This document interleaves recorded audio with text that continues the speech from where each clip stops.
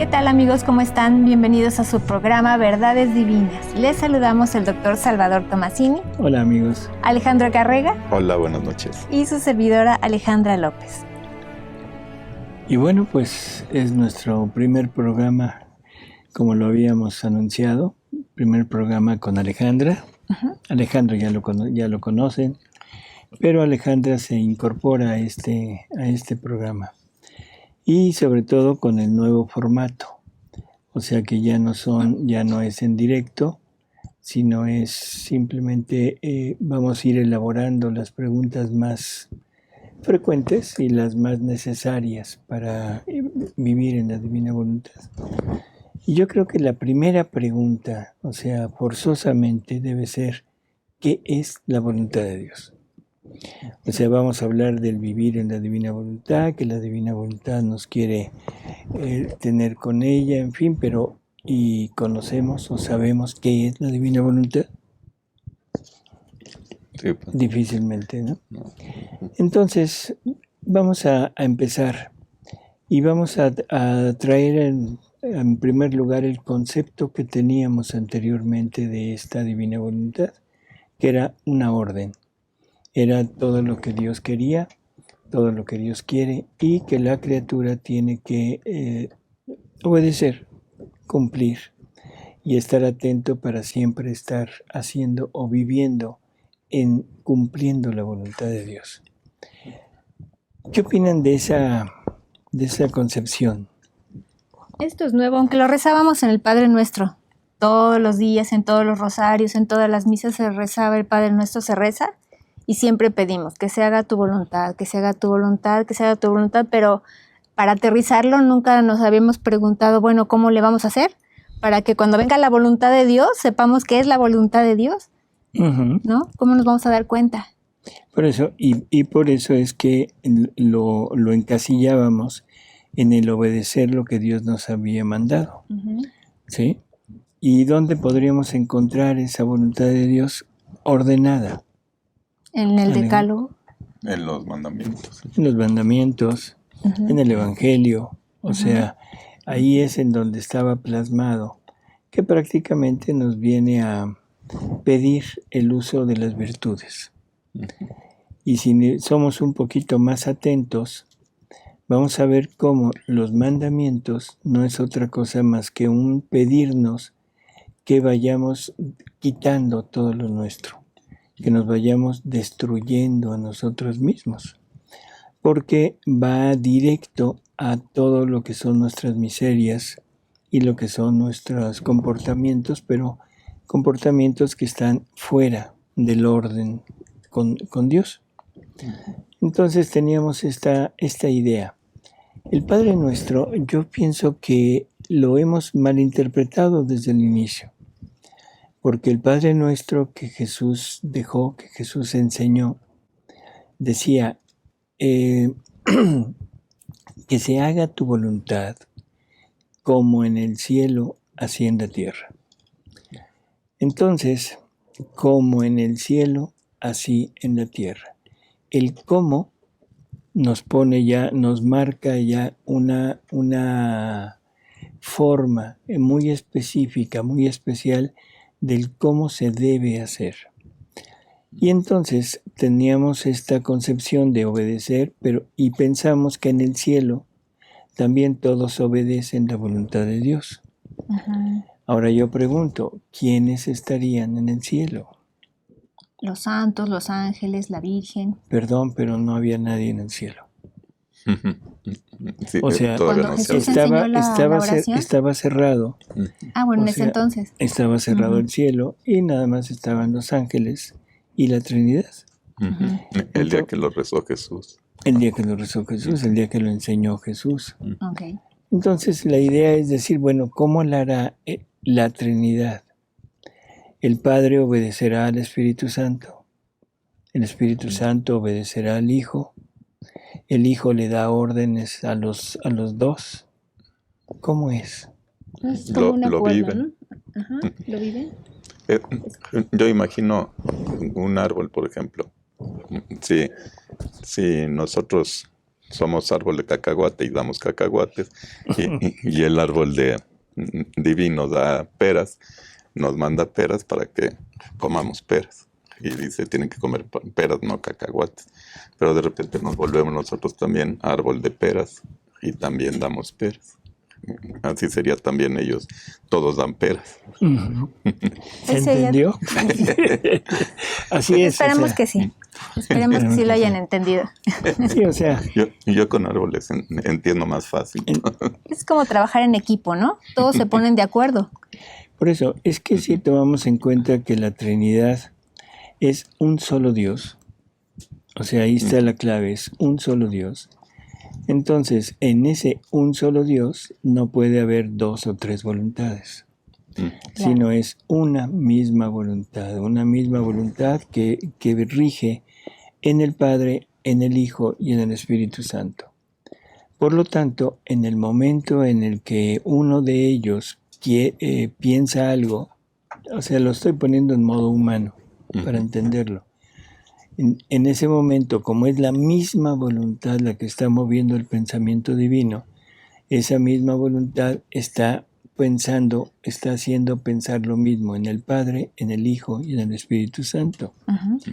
Si Dios hace algo, no puede estar separado el Padre, el Hijo y el Espíritu Santo y cada quien haciendo sus obras, sino que hay una unidad de acción. Por lo tanto, el que se haga tu voluntad como en el cielo, así en la tierra, es que de la misma manera que la voluntad divina actúa en la Trinidad, en esa unidad, que de esa misma manera se haga aquí, en la tierra. Y algo que también es importante entender, o sea, esa petición viene después del venga tu reino. Es venga tu reino y luego le pusieron una coma y luego que se haga tu voluntad como en el cielo, así en la tierra. Aunque como ya se le cambió, ya no es como en el cielo, así en la tierra, ahora da una idea un poquito más clara hacia el obedecer, ¿sí? Y que se obedezca a tu voluntad aquí en la tierra y que se obedezca en el cielo. O sea, ese es el punto. Entonces, venga tu reino. ¿Qué reino? El reino del hágase tu voluntad como en el cielo, así en la tierra. Si lo vemos, o sea, en forma ya un poquito más clara, es fiat voluntas tua. El fiat nos sitúa más en Dios, entendiendo que la creación empieza con un fiat, fiat lux. La redención también inicia con un fiat, el fiat de María, que es el fiat mihi, que estas son las obras de Dios. Entonces, fiat lux, la creación, fiat mihi, en la redención, y ahora fiat voluntas tua, o sea, el hágase tu voluntad, es la parte de el cumplimiento, el culmen de lo que es la santificación, que es la divinización de la criatura. ¿Sí? Así que no tenemos realmente un concepto claro de lo que Jesús nos dejó dicho en el Padre Nuestro y menos en lo que es la voluntad de Dios. Así que vamos a tratar de ver ahora Jesús cómo define esta voluntad. En los escritos de Luisa hay mil formas de que la va describiendo, pero iremos tomando los puntos más sobresalientes. Primero, nos dice que es como una caja. Como una caja. Cosa tan curiosa. Y dice que el hombre tiene cajas o lugares donde almacena sus cosas. Entonces, la criatura, la voluntad de la criatura, va guardando en su voluntad, en ella misma, va guardando todos los actos que la criatura lleva a cabo. O sea, la criatura nunca pierde un acto. siempre los trae consigo. Y equipara esto a la voluntad divina. La voluntad divina, dice, es el lugar donde están guardados todos los actos que Dios ha hecho. Si esto lo enfocamos un poquito más, ¿qué actos ha hecho Dios? La creación, Uh-huh. la redención, Uh-huh. la santificación. La santificación. ¿Y eso conforma qué? El acto único. El acto único de Dios, en donde se incluye también la generación del Verbo y la procedencia del Espíritu Santo, que son los actos propios de la Trinidad. Por lo tanto, la voluntad divina contiene todos los actos de Dios unidos, conformando o formando el acto único de Dios. ¿Sí? Y esto lo podemos ir pues confrontando, viéndolo en lecturas, donde es que octubre 9 de 1921, que es ¿qué libro? El libro 13, ¿no? 1322. 1322. Y 27.9, que es octubre 24 de 1929. Uh-huh. Si tenemos esto en mente, entonces ya debemos concluir que la voluntad de Dios no es un simple atributo, un atributo de Dios, sino que es un recipiente donde están guardados todos los actos, ¿sí? Uh-huh. Todos los actos de la divinidad.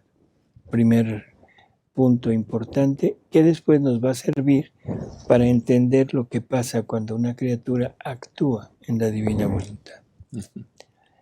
Después de eso, ¿qué tenemos? Bueno, tenemos que la divina voluntad, si ya entendí que contiene todos los actos, entonces la divina voluntad es unidad. ¿Qué quiere decir unidad?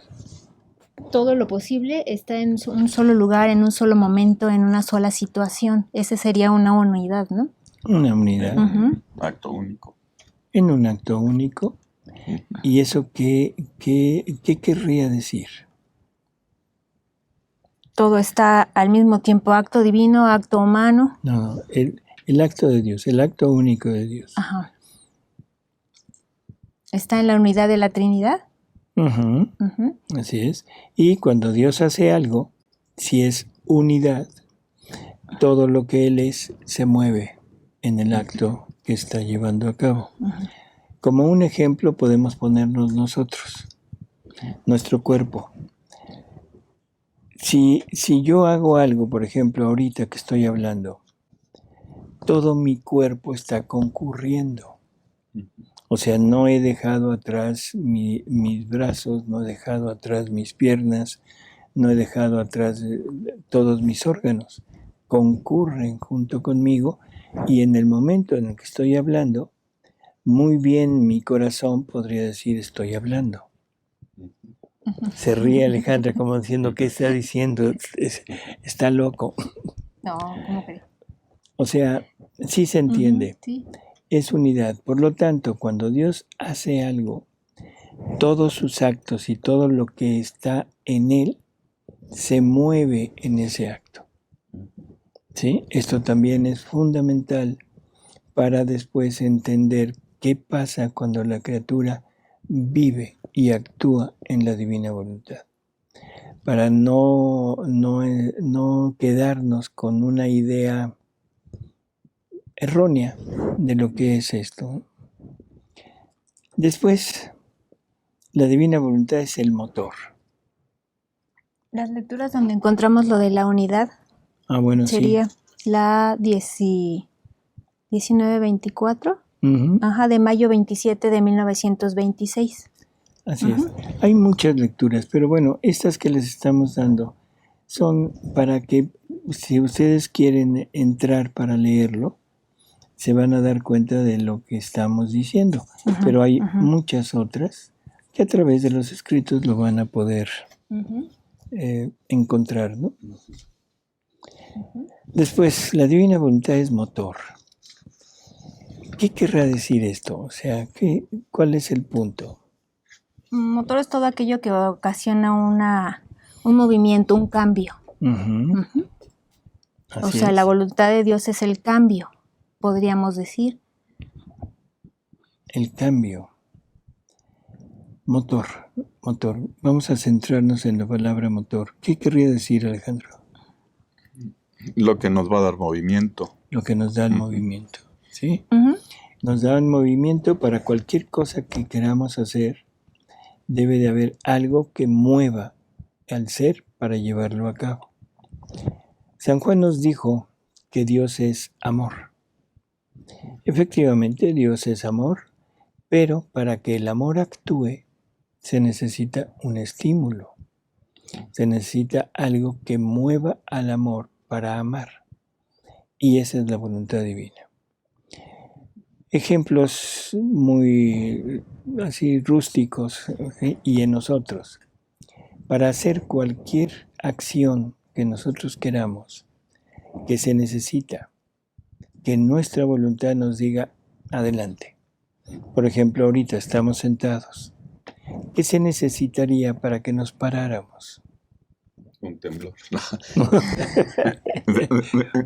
Ese sería el motor, por Sí, ejemplo. sí, no. Ay, Ale.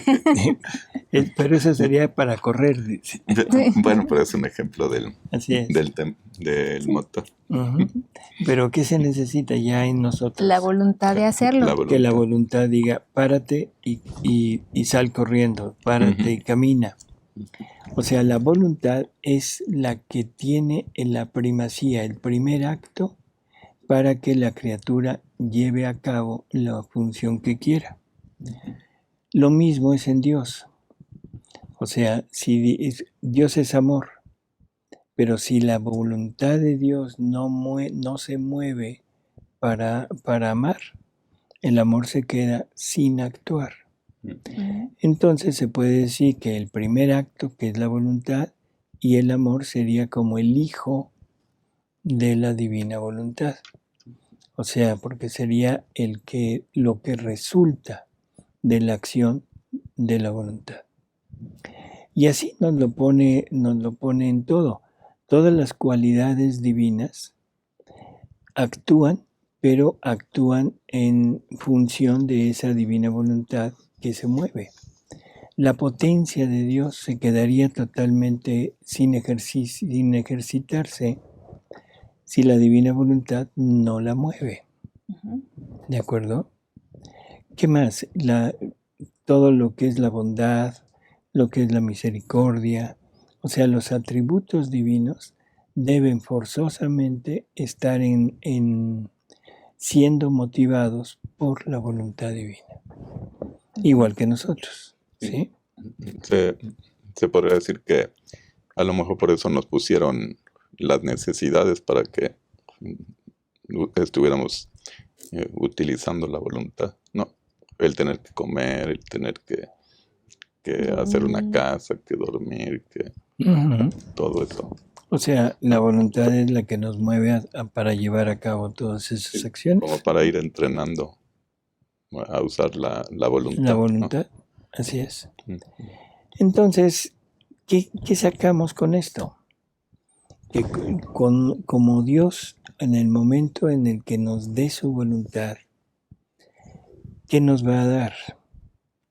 Su vida. Todos los atributos, todo. Todo lo que contiene esa voluntad, que es su vida, su naturaleza, sus atributos, sus actos, todo. Y no solo eso, sino que como es unidad, en esa divina voluntad han quedado, en esa caja divina han quedado sus obras. La creación, la redención y la santificación. Junto con ello, todas las criaturas somos hechas, creadas por Él. Somos obras de Él.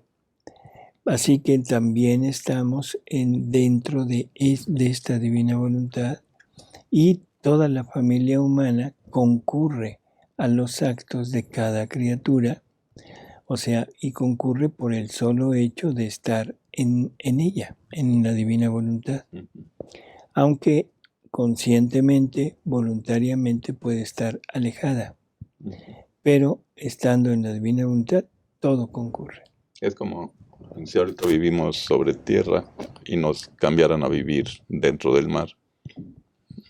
Ya nuestros nuevos actos serían los de un pescado o los de alguien dentro del mar.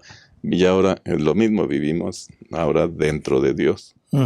Ya dentro de Dios va a cambiar pues lo que podemos hacer, ¿no? Sí, porque estamos teniendo la divina voluntad. O sea que esto es la siguiente parte, que ya es cuando esta voluntad está como vida en una criatura, en ese momento ya, ¿qué es lo que sucede? Y es esto que dices, ¿no? O sea, cambiamos totalmente nuestra forma, nuestras costumbres, y en vez de estar en la tierra haciendo lo que hacemos ahorita, tendríamos que estar en el mar haciendo, pero otro tipo de vida diferente. Ya no podríamos llevar la vida que llevamos ahorita. Ya no podemos respirar aire aunque queramos porque ya no hay aire, ya hay agua. Igual dentro de Dios no podemos llevar nuestra vida. O sea, tenemos que vaciarla y estar dentro de Dios con el mar de Dios. Habituarnos a los actos que se hacen en el mar. Así es. Entonces, cuando Dios nos da su voluntad, pues prácticamente nos está dando todo. No es que nos dé algo, no es que me dé algo como un atributo, como un don, sino que me está dando todo lo que Él es. Hay una lectura donde dice que la divina voluntad es el motor y lo podemos encontrar en el volumen 32, lectura 24, de septiembre 17 de 1933. Hay muchas más lecturas, pero esa es una para que vayan a remitirse y lo lean con calmita. Creo que vale la pena en esta lectura leer nada más el principio, porque dice, nuestro Ser Supremo tiene sus cualidades purísimas, no materiales, porque en nosotros no existe materia que forme nuestra vida. Unidas juntas, santidad, potencia, amor, luz, bondad, sabiduría, omnividencia de todo, inmensidad, etc., forman nuestra vida divina. Pero, ¿quién constituye el movimiento? ¿Quién regula? ¿Quién desarrolla con un movimiento incesante y eterno todas nuestras cualidades divinas? Nuestra voluntad. Ella es el motor, la que dirige todas nuestras cualidades a la vida obrante. En fin, ahí los invitamos a leerlo y otras más, como dice Alejandra. En fin, otra de las cualidades o de las características de la voluntad divina es el primer movimiento de todo. ¿Sí?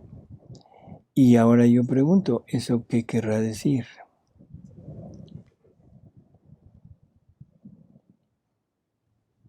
Es la chispa que enciende todo, ¿no? Así es. Es ese impulso que hace que todo el ser, tanto divino como humano, se mueva. Angélico también, ¿no?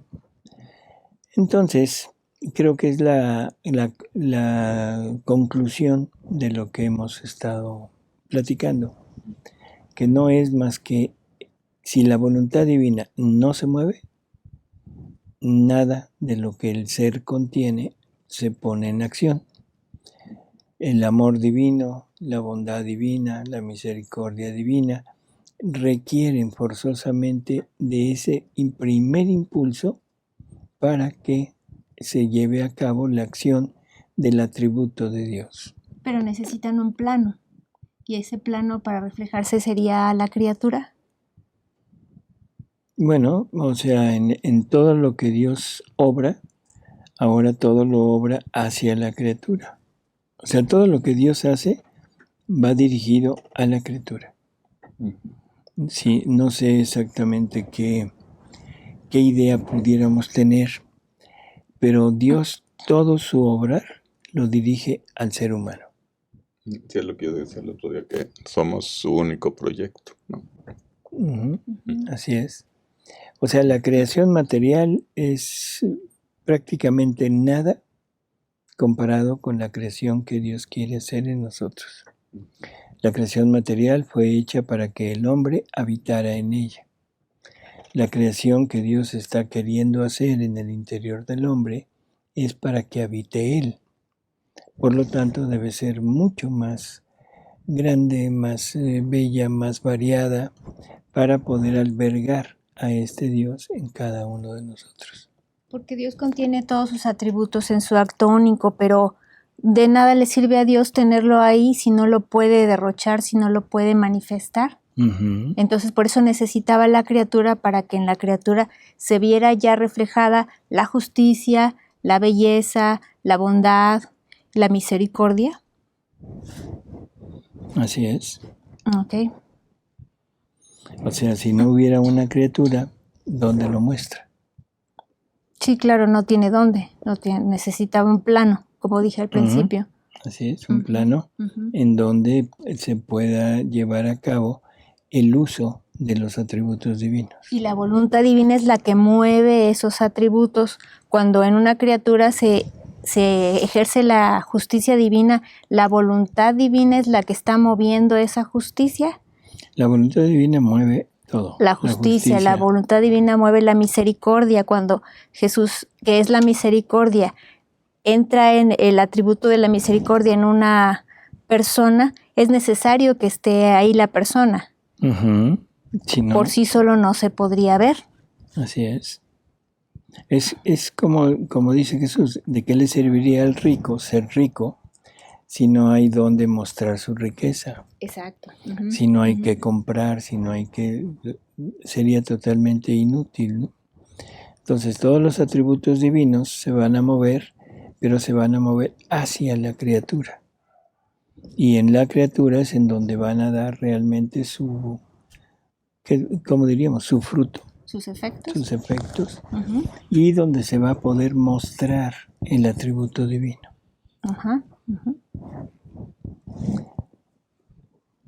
Entonces seguimos y dice, hay una lectura de mayo 21 de 1929, que es la lectura 2610, en donde Jesús lo dice muy claro, dice, mi divina voluntad es luz, el amor es el calor. La luz y el calor son inseparables. Dice, entre ellos forman la misma vida.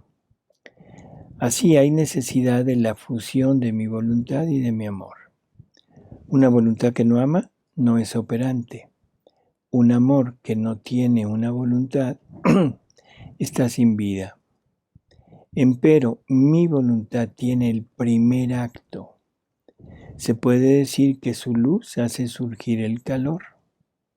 Ella hace el primer acto y llama en su luz la vida del amor, y de ellos forma una sola cosa. Mi voluntad divina es vida, mi amor es alimento. ¿Sí? Hay otras lecturas, julio 24 de 1938, que es la lectura 3621, para que ustedes la revisen en casa. ¿Sí?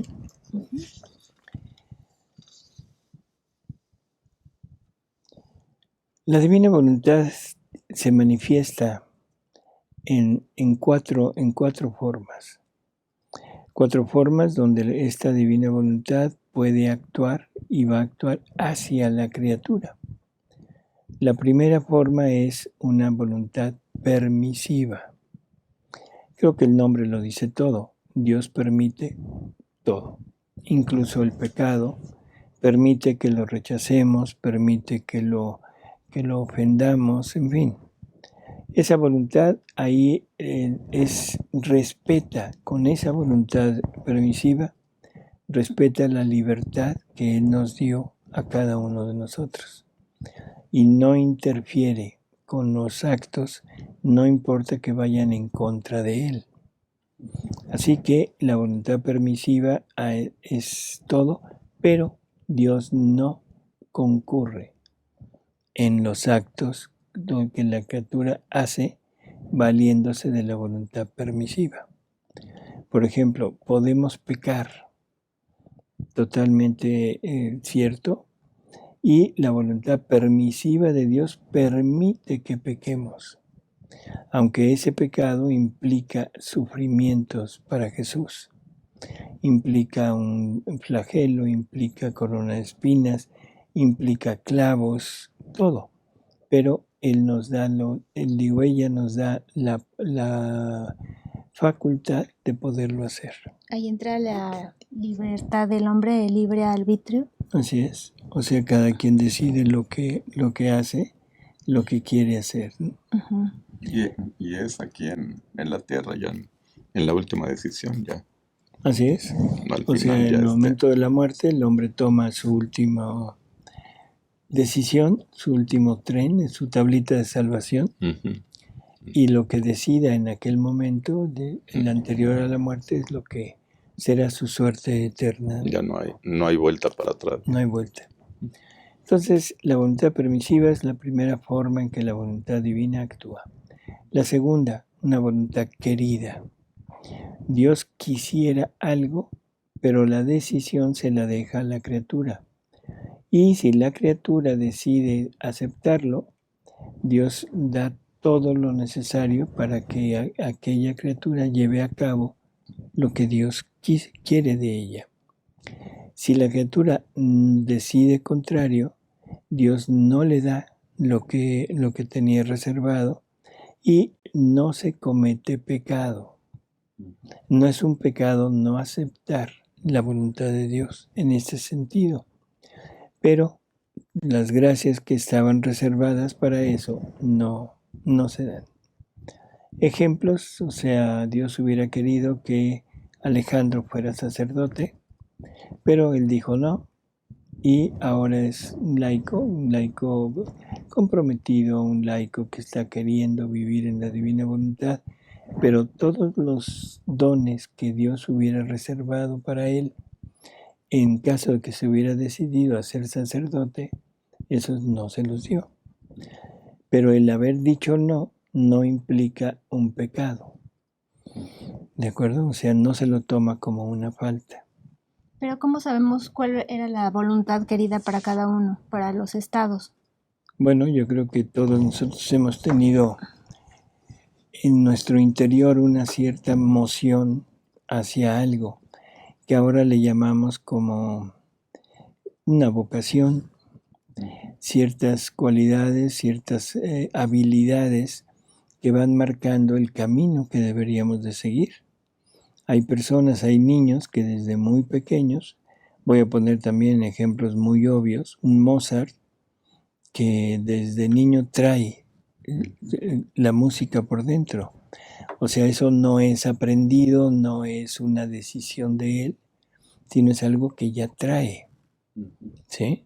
Y eso se nota, bueno, en casos así como él, muy obvio.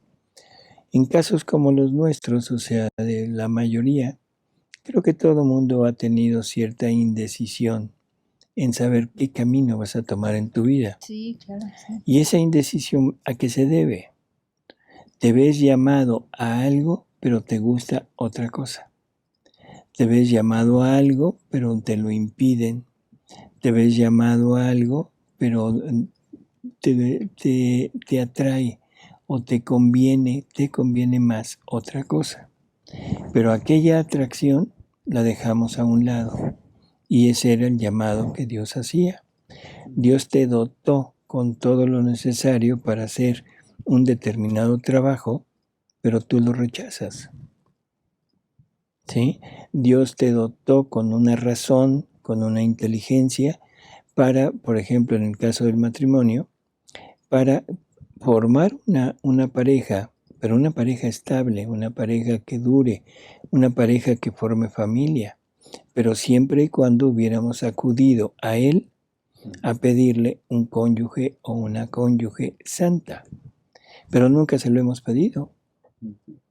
O sea, lo que menos se nos ocurre es pedir a alguien santo. Quizá pidamos a alguien pues, que nos agrade, a alguien que que tenga un carácter más o menos abierto, que nos guste, que tenga posibilidades, que nos convenga. Y ese es el resultado de tantísimo matrimonio fallido, porque no se recurrió a eso, ¿sí? ¿Cuántas personas tienen inclinación hacia la vocación religiosa y no lo aceptan por la razón que sea?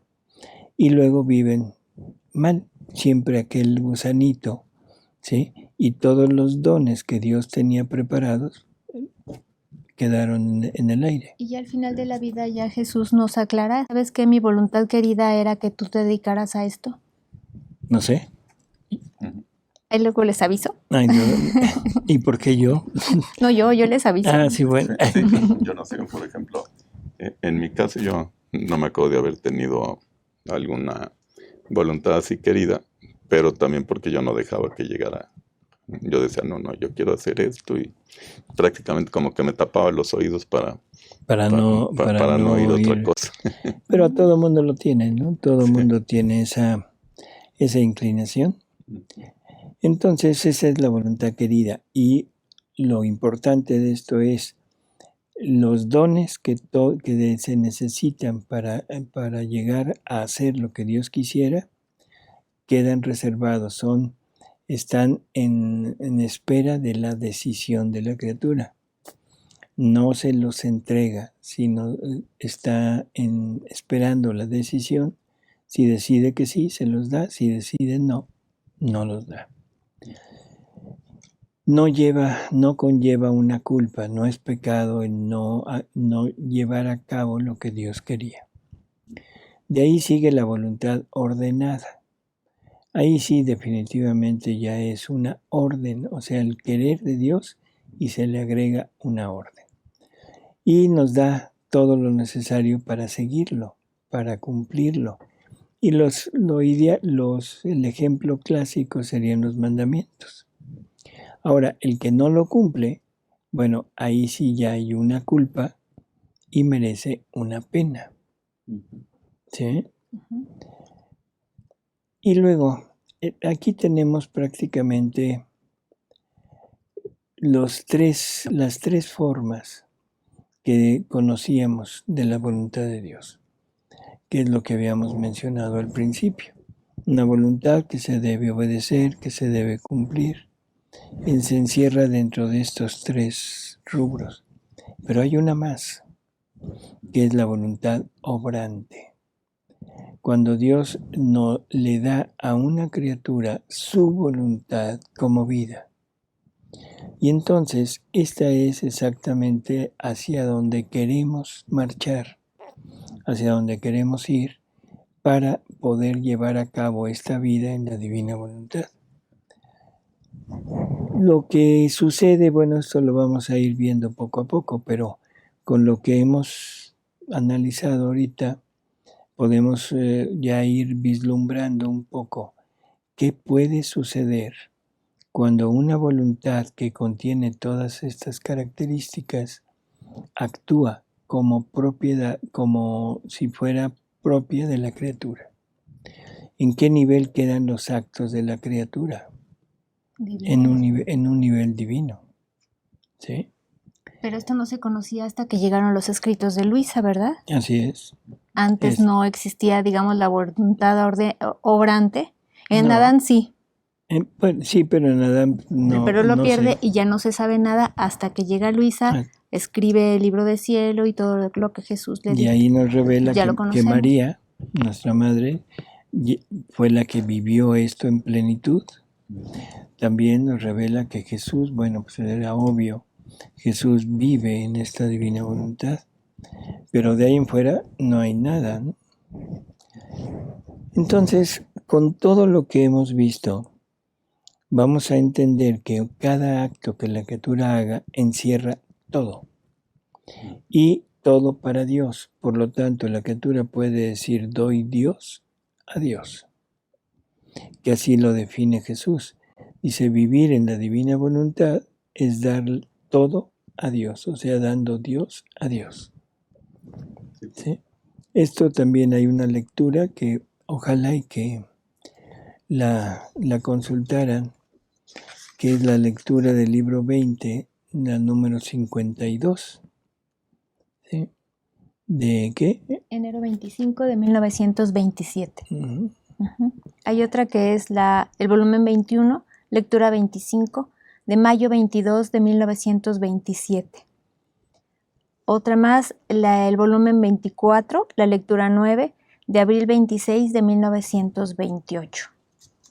Ahí podemos consultar esto de dar Dios a Dios. Otro punto importante e interesante de la divina voluntad. La divina voluntad es la hacedora de todo.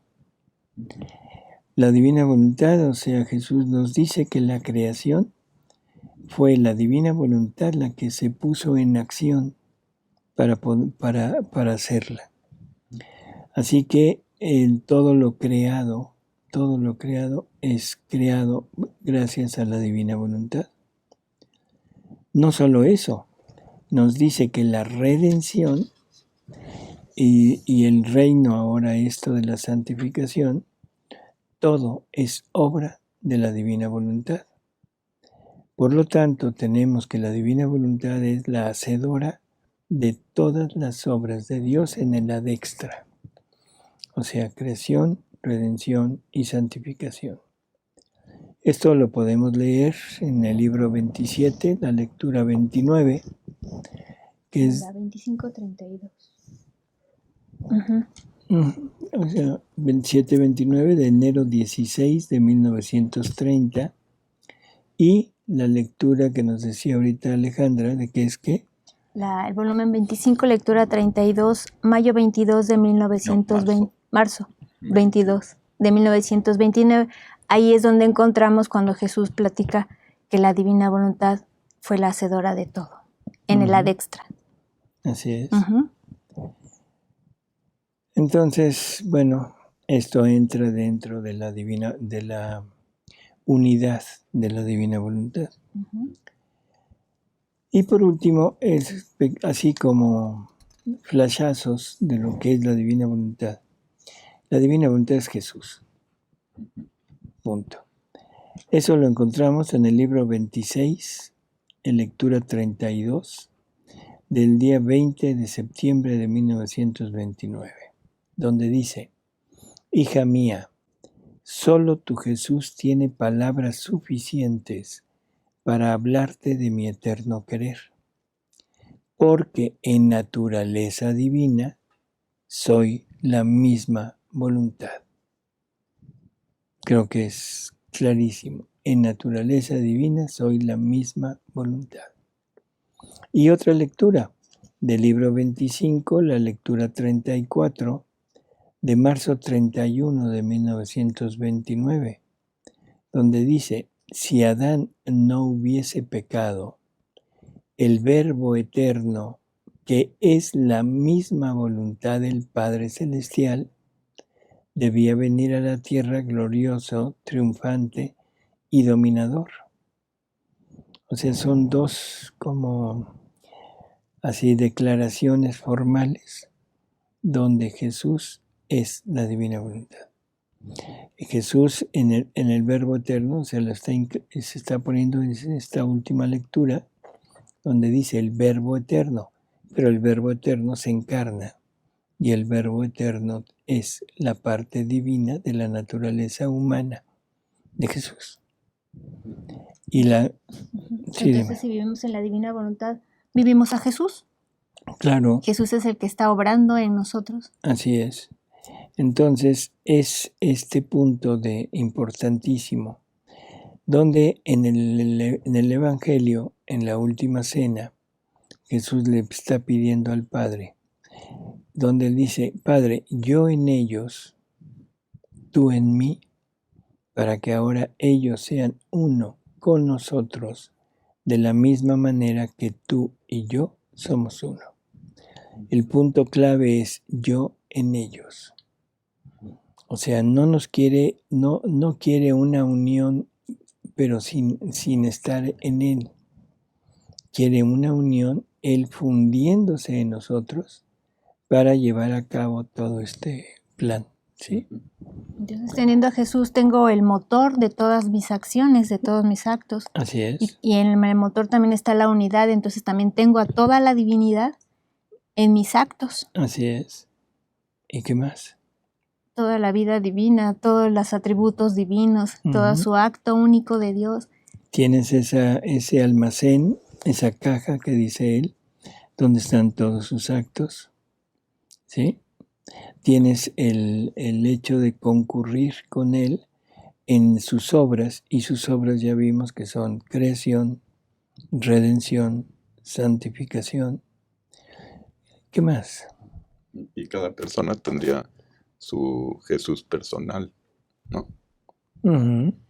Entonces ahora sí ya llego a dar Dios a Dios. Si contengo a Dios, todos mis actos se dan a Dios y dan Dios. Así es. Y entonces el concepto de una voluntad que se da para que la criatura obedezca prácticamente queda muy alejado de lo que es la realidad de la divina voluntad. Esta es, así a grandes rasgos, y perdónenlo medio, como diríamos, alborotado de esto, pero esto es la divina voluntad. Este es el concepto que debemos guardar nosotros de lo que es la divina voluntad para entender exactamente qué es lo que vamos a vivir, qué es lo que estamos... Sí. Es como lo que yo decía antes, que somos árbol de cacahuates y vamos a ser árbol de peras. Ahora éramos árbol de actos humanos, ahora somos árbol de actos divinos. ¿No? Así es. Y nos preguntan, hay una duda del programa de la semana pasada, que si se deben de leer los 36 volúmenes para poder entrar a hacer la vida divina o a la divina voluntad. No, para poder vivir no importa, o sea, el único requisito es conocer que existe y tener la disposición de entrar. Y esa disposición es la disposición de renunciar a lo nuestro. Y con eso Jesús empieza a hacer toda la obra en nosotros. Claro, dependiendo de lo que vayamos conociendo, es lo que vamos logrando con nuestros actos. Pero la vida ya está. Nos pidieron también empezar desde el principio, desde lo básico. Tenemos ya programas grabados, desde que empezamos con los fundamentos de la divina voluntad. Les invitamos a revisar los programas que ya están en nuestra dirección de Tercer Fiat. Ahí pueden encontrar lo que se llaman fundamentos. Ahí hicimos cerca de 14 programas en los que se habla de lo mero básico, desde el principio, ¿no? Uh-huh. Uh-huh. Sí, aquí lo que vamos a hacer es ir mostrando conceptos de la divina voluntad y conceptos muy, ¿cómo diríamos?, claves, específicos, claves para la vida en la divina voluntad. Uno de ellos que vamos a abarcar es esa diferencia que hay entre tres palabras que hay en los escritos, que a Jesús las usa a veces como si fuera lo mismo, que es fiat, voluntad y querer. En fin, vamos a tratar de ir respondiendo las preguntas que creemos que son fundamentales para poder llegar a entender qué es vivir, y sobre todo, no nada más qué es vivir, sino qué pasa, qué sucede cuando la criatura vive en la divina voluntad. Pues amigos, muchas gracias por haber estado con nosotros. Ojalá y que esta modalidad de programa sea un poco más benéfica para todos.